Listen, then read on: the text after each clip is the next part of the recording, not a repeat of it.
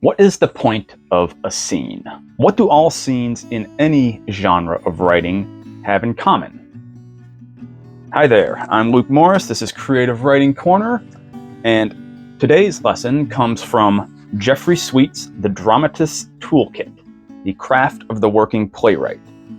Now, it's not just about playwriting. He's writing about playwriting here, but this concept that he's talking about applies to any type of scene that you're writing in any type of genre. If you're writing fiction, short story, novel, if you're writing a screenplay, if you're writing graphic novels or comics, you still have to write scenes. And this concept is going to help you out. So, let's give it a try. Before we get to the function of a scene, we have to start with the basic building block of fiction, and that is, of course, character. You probably know, and if you don't know, then you should, that characters' main root is desire. Characters are driven by desire. As Kurt Vonnegut says, every character should want something, even if it's just a cup of coffee.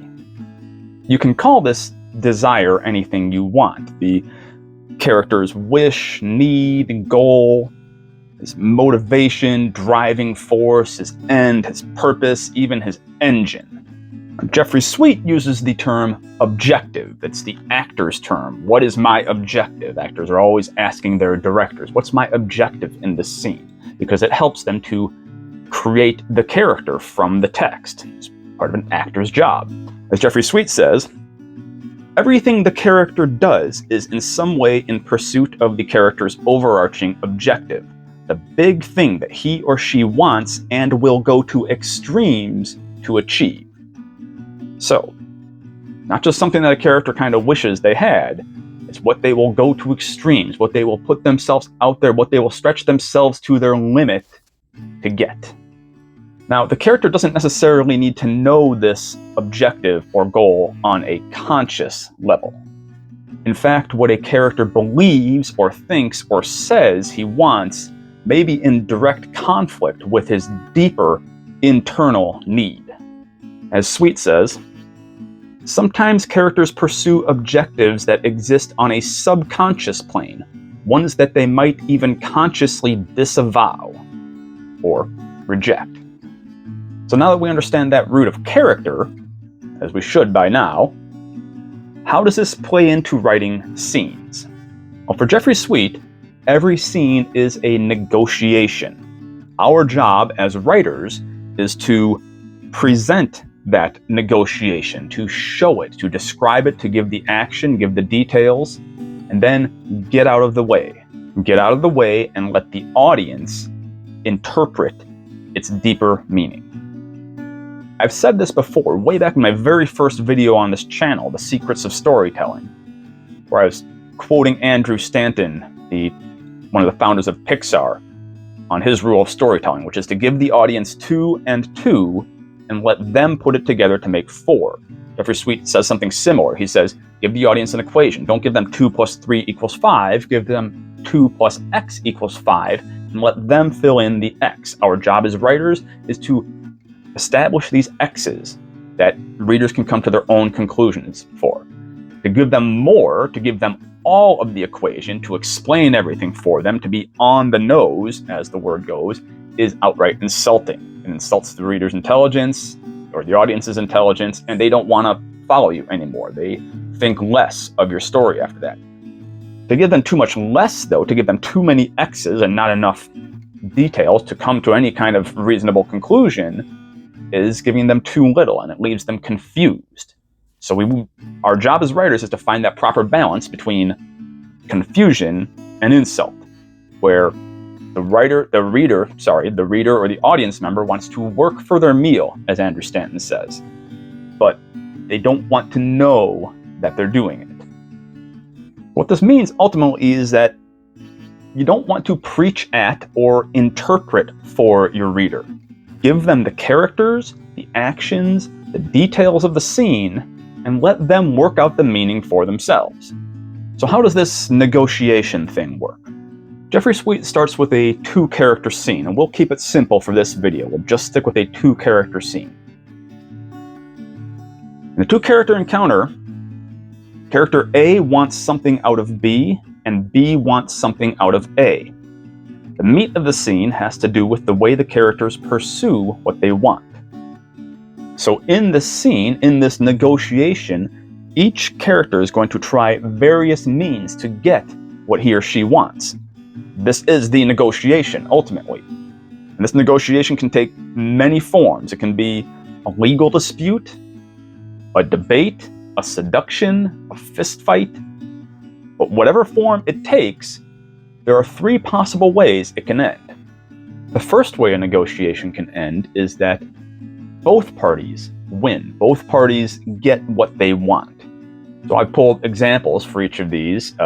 Jeffrey Sweet has his own examples, but of course his examples are from plays, which might not be as well known to everyone. I pulled my examples from movies, from relatively popular movies that hopefully a lot of you have seen, so you can kind of gauge where these examples come from. They didn't take me very long to think of, because all you have to do is put your mind to it for just a little bit and you'll come up with examples of your own. But I gave you some just to kind of let you know how this works. So in this first part, where both parties triumph, the cantina scene in Star Wars, the very first Star Wars, A New Hope, Luke Skywalker and Obi-Wan Kenobi are in the cantina. They need passage to Alderaan. They need to go to Alderaan to seek help for Princess Leia. Han Solo, the rogue pirate, needs to pay off the bounty on his head so he doesn't get killed by Jabba the Hutt, the bounty hunters. So they both need something. They have a discussion, they have a negotiation. It's a literal contract negotiation, essentially, in the cantina, and make an agreement that is going to solve both of their problems. Luke and Obi-Wan are going to make it to Alderaan, and Han is going to get the money he needs to pay off the bounty on his head. It doesn't end up working out for either of them in that way, but that's beside the point. That's more about story structure. We're talking about individual scenes. The scene itself pays off through the negotiation. Both parties get what they need. The second way a scene can end, or a negotiation, I should say, negotiation being a scene, is if one party wins and the other party does not. Doesn't necessarily mean the other party loses, although that is often the case, but the other party doesn't get what they want, whereas one party does. So, in The Godfather 2, Michael Corleone has a discussion with a senator. Michael's trying to get some concessions from this senator, some business from him. Basically, he's trying to get the senator to give him public approval for his company to help him go legitimate, and the senator doesn't want to give it to him. So Michael makes him an offer he can't refuse. Essentially, he frames the senator for murder and blackmails him into giving the Corleone family his full public support. Michael wins, the senator does not. The third way it can end is, you've probably guessed it by now, neither party gets what they want. Doesn't necessarily mean they both lose, certainly not that they both lose for good, but neither one gets what they want out of the negotiation. As Jeffrey Sweet says, sometimes neither party will clearly prevail, resulting in a stalemate that leads to other negotiations later in the play. So, if there's no resolution, if neither party gets what they want, then the ball is kind of pushed down the road, and it needs to be negotiated further later in the play, or later in the story.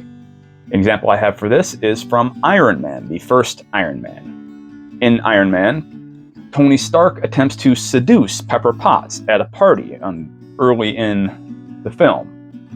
Pepper is attracted to him, but she's wary because she knows of Tony's playboy nature. Part of his whole character arc is growing out of that. But at the time, he's still kind of a rambunctious devil-may-care playboy, and so she's wary about getting into a relationship with him. Their negotiation at the party is interrupted. Tony has circumstances that pull him away, and so it's never resolved. Neither one really gets what they want out of it. Whatever that may be. That negotiation is pushed further down the road towards the later part of the story, and it turns out towards later in the series. The ultimate result of that negotiation doesn't come about in that film. It takes a while. There are multiple negotiations, multiple scenes between them that eventually establish their relationship.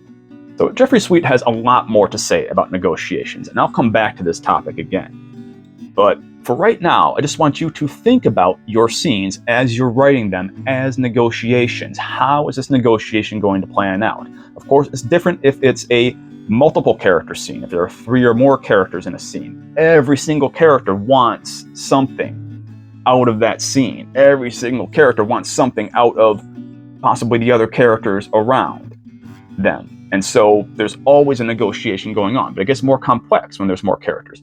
It can also get more complex when there's a single character, because even in a single character scene, there's still a negotiation going on. It could just be a purely internal negotiation, a character negotiating with himself, but it could also be a character negotiating with his environment or his circumstances. If you've seen the movie Die Hard, John McClane, the main character of Die Hard, spends a lot of time by himself in that. He has other negotiations, other people he interacts with, but for a good portion of the film, he has to figure things out on his own. He's negotiating his environment, and each of those scenes has its endpoint. Sometimes he wins, sometimes he gets his feet bloodied up. But they're all negotiations building towards a climax. But for now, I hope you can see the wide variety of ways negotiations can work in scenes. And I hope you can apply this concept and just try sketching out some scenes for your characters. How can you make this negotiation into a negotiation? How can you think of it that way? How can you reestablish it that way? Make sure that there's actually a negotiation going on, meaning there's multiple characters who want something and they're trying to get something out of each other. Otherwise, there's no drama, in which case, there's really no story. So think of it as a negotiation and all the multiple ways that could possibly pay off. For Jeffrey Sweet again, as in life, characters on stage or on the page negotiate over anything to which they attach meaning. By negotiating over inanimate objects, people, space, time, light, ideas, and other factors, characters reveal themselves and their objectives more dramatically than if they were to truthfully and overtly proclaim who they are and what they want. People very rarely overtly proclaim who they are and what they want.